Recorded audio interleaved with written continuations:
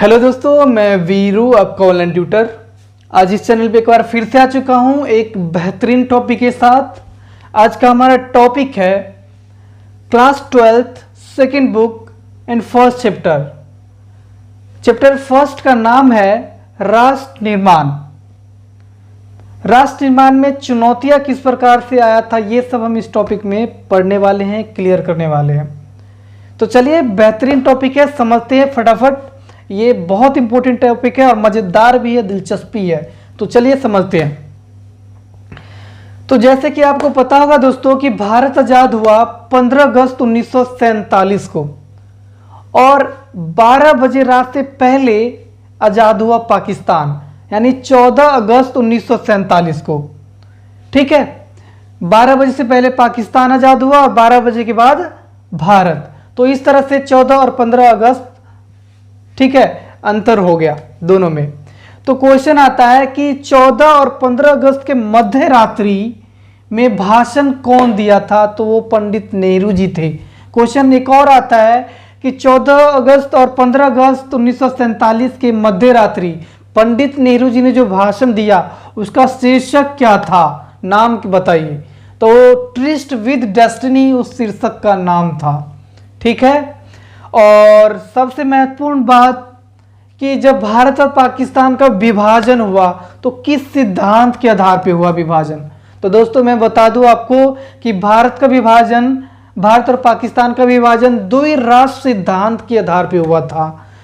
द्विराष्ट्र सिद्धांत क्यों कह रहा हूं? क्योंकि भारत से दो देश बना, एक खुद भारत और दूसरा पाकिस्तान। अगर भारत से अगर 3 देश बनता, भारत, पाकिस्तान और बांग्लादेश, तो इस तरह से भारत का विभाजन त्रिराष्ट्र सिद्धांत के आधार पर होता, लेकिन द्विराष्ट्र सिद्धांत के आधार पर हुआ, यानी 2 राष्ट्र बने। इसलिए मैं कह रहा हूं द्विराष्ट्र सिद्धांत पे भारत पाक का विभाजन हुआ। नेक्स्ट क्वेश्चन है दोस्तों कि भारत और पाकिस्तान का विभाजन किस योजना के द्वारा किया गया?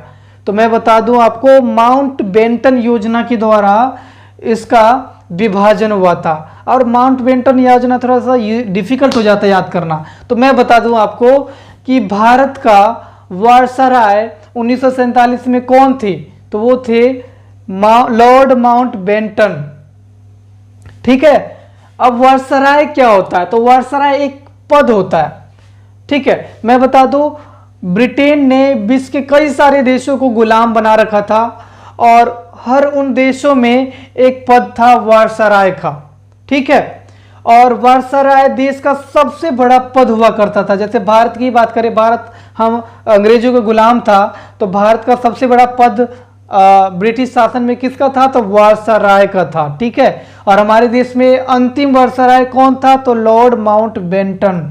ठीक है, और इन्होंने ही भारत और पाकिस्तान के विभाजन करने का योजना बनाया था, तो इसलिए इस योजना का नाम उन्हीं के नाम पे रख दिया गया, माउंटबेटन योजना। तो नेक्स्ट क्वेश्चन इसी से संबंधित आता है कि भारत और पाकिस्तान का विभाजन किस आधार पे हुआ? धर्म के आधार पे, जाति के आधार पे, भाषा के आधार पे, या फिर इसमें से किसी भी आधार पे नहीं? तो दोस्तों याद रखिएगा, भारत और पाकिस्तान का विभाजन धर्म के आधार पर किया गया था।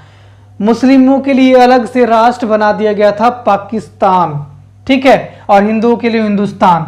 तो इस तरह से धर्म के आधार पर विभाजन हुआ था 1947 में। तो एक ही जैसा दिखने वाला क्वेश्चन का आंसर 3 तरह का है। अगर सिद्धांत पूछ ले तो द्विराष्ट्र सिद्धांत होगा, अगर योजना पूछ ले तो माउंटबेटन योजना, अगर ऑप्शन में आ जाए तो धर्म के आधार पर विभाजन हुआ था। ये सब चीजें आप याद कर लीजिएगा। जब भारत और पाकिस्तान का विभाजन होता है तो किन किन प्रांतों का विभाजन हुआ? तो दोस्तों याद रखना, भारत और पाक का विभाजन हुआ जब, तो बंगाल और पंजाब का विभाजन हुआ, क्योंकि पाकिस्तान 2 तरफ से बना था। एक तरफ बांग्लादेश, एक तरफ बंगाल था, तो बंगाल को काट के बनाया गया, और एक तरफ पंजाब था जो पंजाब को काटकर बनाया गया था।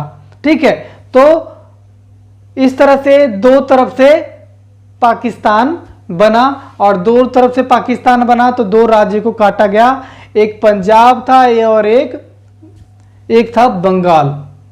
तो आई होप ये भी चीज समझ में आ गया होगा आपको। दोस्तों एक चीज मैं बता दूं, देश जब आजाद हुआ तो देश की आजादी के समय में हमारे देश में 565 रजवाड़ा था। यानी कि हमारे देश में 565 राजा था और उनका अपना राज्य था। एक राज्य का जहां तक राज्य फैला हुआ होता है उसे हम एक रजवाड़ा कहते हैं, यानी कि रियासत कहते हैं। ठीक है, और इन्हीं रजवाड़ों को एकत्र करके भारत का निर्माण करना था। अब क्या था कि इन सब रजवाड़ों को एकत्र करना बड़ा डिफिकल्ट कार्य था, बड़ा मुश्किल काम था, और इसी वजह से इस काम को पूरा करने का जिम्मेदारी देश में जो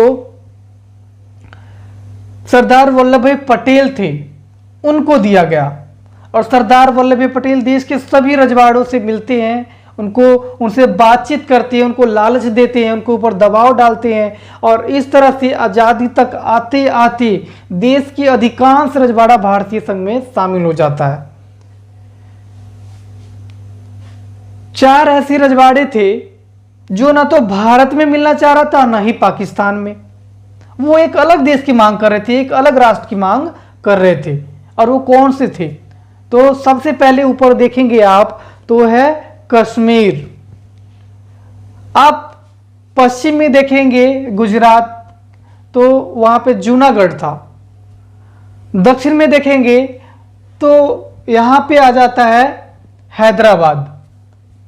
और बिल्कुल पूर्व में चले जाएंगे तो पूर्व में पड़ता है मणिपुर। देखो सर, 4 दिशाओं में ये 4 रजवाड़ा था, और ये चारों ना तो भारत में मिलना चाह रहे थे और ना ही पाकिस्तान में। तो इस तरह से क्या हुआ कि एक समस्या आम पड़ा देश में, लेकिन फिर भी 1948 तक इनको मिला लिया गया भारतीय संघ में। अब किस प्रकार से इन चारों रजवाड़ों को मिलाया गया, हम इनको नेक्स्ट पार्ट में पढ़ने वाले हैं, अगले वीडियोस में। ठीक है, तो देखना ना भूलिए उस टॉपिक को भी, बहुत मजेदार टॉपिक है ये भी। दोस्तों अब हम देख लेते हैं जब देश आजाद हुआ, जब कुछ पटरी पे देश की अर्थव्यवस्था आने लगी, तो एक और समस्याएं थी हमारे देश में, और वो समस्याएं थी देश में राज्यों का भाषा के आधार पर पुनर्गठन करने की समस्या। दरअसल क्या हुआ था कि जब हमारा देश आजाद भी नहीं हुआ था, तभी देश के जो राष्ट्रवादी नेता थे उन्होंने सोच लिया था कि हमारे देश में बहुत सारा संस्कृति है, बहुत सारा भाषा है, तो संस्कृति की अगर रक्षा करना है, सभी संस्कृतियों की रक्षा करना है, तो देश में सभी भाषाओं को संरक्षित करना, सुरक्षित रखना जरूरी है। और इसके लिए भारत में राज्य का जो निर्माण किया जाएगा वो भाषा के आधार पर किया जाएगा। लेकिन जब देश आजाद हुआ तो हमारे देश में बहुत सारी ऐसी समस्याएं थी जिसकी वजह से हम भाषा के आधार पर राज्यों का निर्माण नहीं कर पाए थे।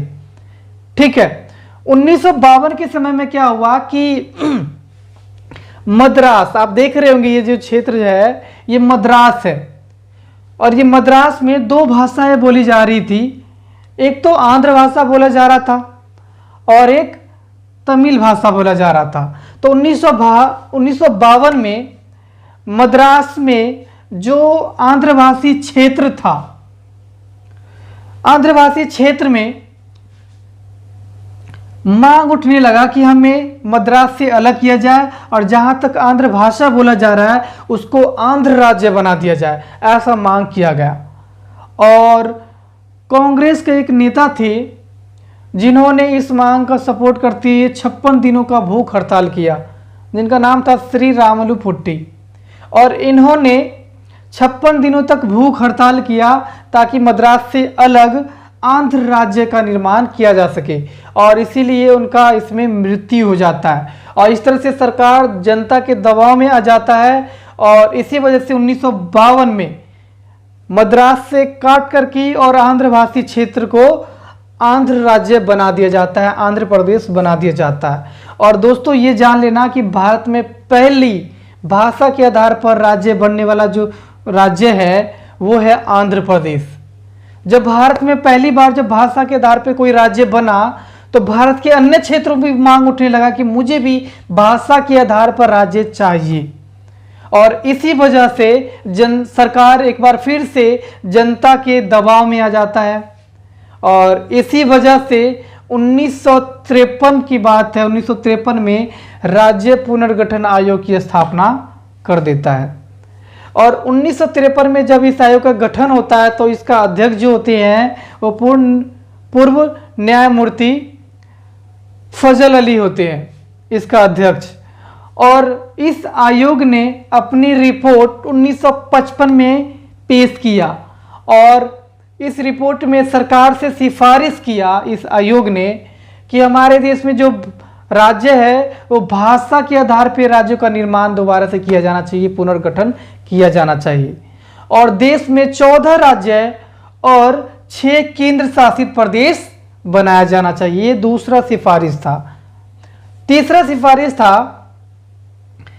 कि राज्य की जो त्रिस्तरीय मॉडल है उसको समाप्त कर दिया जाना चाहिए। और चौथा जो इनका सिफारिश था वो था अंडमान निकोबार, दिल्ली और मणिपुर को छोड़कर इनको क्या कर दिया जाना चाहिए कि इनको छोड़ के और बाद बाकी जितने भी केंद्र शासित प्रदेश है उन सबको आसपास के राज्य में मिला देना चाहिए। तो ये सिफारिश था जो 55 में ये सिफारिश से पेश किया गया, ठीक है, अपने रिपोर्ट के द्वारा पेश किया गया था। और ये जो सिफारिश है अगले साल यानी 1956 से ये लागू हुआ और 1956 से भाषा के आधार पर राज्यों का पुनर्गठन होना शुरू हो गया। तो दोस्तों किस प्रकार से राज्यों का भाषा के आधार पर पुनर्गठन हुआ है, इन सब का मैंने बेहतरीन ढंग से एक वीडियो बना रखा हूं। इस वीडियो को आप डिस्क्रिप्शन में या फिर आई बटन में देख सकते हैं और इस वीडियो के अंत में मैं दे रखा हूं, आप अपने आप उस पर क्लिक करके आप देख सकते हैं। आगे बढ़ते हैं और आगे देखते हैं कि देश में जो रजवाड़ों को मिलाया गया तो इसमें सबसे बड़ी भूमिका सरदार वल्लभ भाई पटेल जी का था, ठीक है। और इसी वजह से इतना महत्वपूर्ण कार्य किए थे, इसी वजह से उनको किस नाम से जाना गया, लौह पुरुष के नाम से जाना गया। तो आई होप ये वीडियो आपको अच्छा लगा होगा दोस्तों। अगर अच्छा लगा होगा तो प्लीज़ लाइक शेयर कमेंट और सब्सक्राइब कर दीजिएगा और साथ ही बेल आइकन को दबा लीजिएगा ताकि हमारा न्यू वीडियो का नोटिफिकेशन जल्दी मिल जाए। इसका नेक्स्ट पार्ट है जो अगला वीडियो में डालूंगा, प्लीज़ उसको भी आप प्यार दीजिएगा। Thank you so much.